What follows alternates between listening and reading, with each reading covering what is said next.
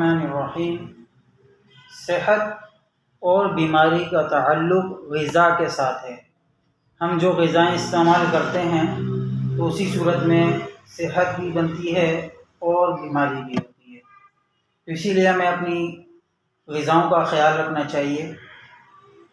اور غذائیں جو ہیں ان کے اندر بھی مزاج ہوتے ہیں، جیسے گرم، خشک، ٹھنڈا۔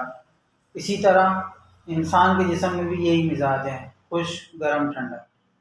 تو جو غذائیں خشکی والی ہیں، اگر وہ خشک غذائیں ہم مستقل استعمال کریں گے اور ہمارے اندر خشکی بڑھتی رہے گی، تو جب وہ حد اعتدال سے خشکی بڑھ جائے گی تو اس صورت میں ہم بیمار ہو جاتے ہیں۔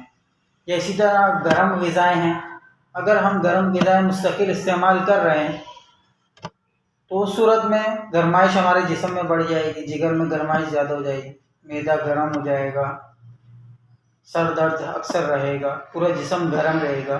تو اس صورت میں کیا ہوتا ہے، ہم بیمار ہو جاتے ہیں، ڈاکٹر کے پاس جاتے ہیں۔ جب ہم ڈاکٹر کے پاس جاتے ہیں تو وہ ہمیں دوائی دیتا ہے، تو ایک ہفتہ ہم صحیح ہو جاتے ہیں، اس کے بعد 1 مہینہ بھر 2 مہینے صحیح رہتے ہیں، پھر دوبارہ ہم وہی غذائیں استعمال کرتے ہیں تو وہ بیماری پھر لوٹ آتی ہے۔ تو اسی لیے غذاؤں کا خاص طور پہ خیال رکھنا ہے۔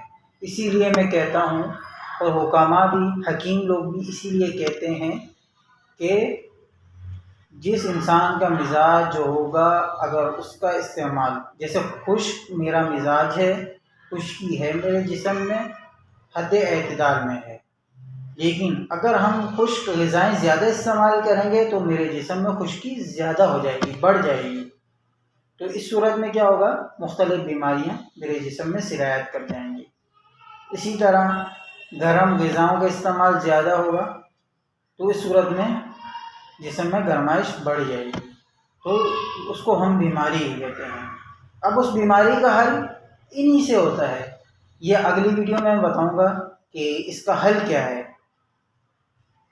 کیونکہ جب انسان بیمار ہوتا ہے تو دوائی لیتا ہے، اس کے بعد پھر ظاہر بات اس کو صحیح ہونا چاہیے، پھر بیمار نہیں ہونا چاہیے دوبارہ۔